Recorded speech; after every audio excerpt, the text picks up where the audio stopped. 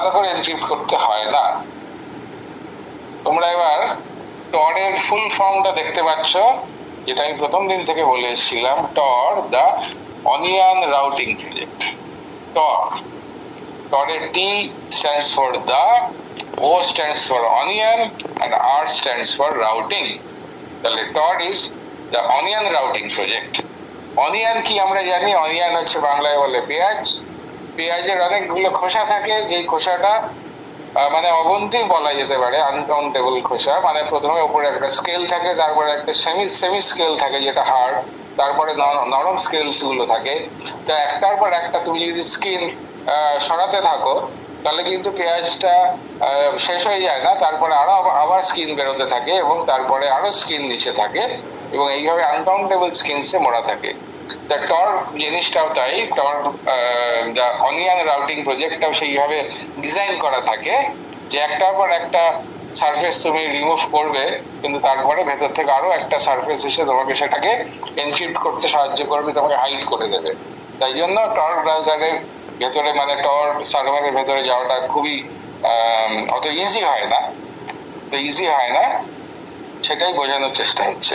The TOR project is a non-profit organization that conducts research and development into online privacy and anonymity.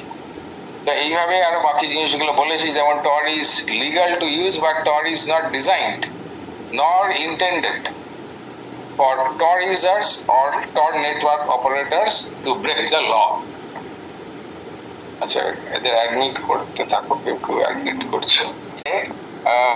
1998-তে United Nations naval research laboratory তারা নিজেদের information protected ওয়েতে to and fro coordination, এতগুলো জিনিসের মাধ্যমে signal গুলো গিয়ে তারপর একটা টরের একটা এনক্রিপ্টেড সার্ভারে গিয়ে প্রবেশ করে। ওয়ার্কিং অফ টর ব্রাউজারটা এই মুহূর্তে তোমাদের দরকার নেই। How does the dark web works সেটা আমি তোমাকে সংক্ষেপে বলে দিয়েছি একটু আগে।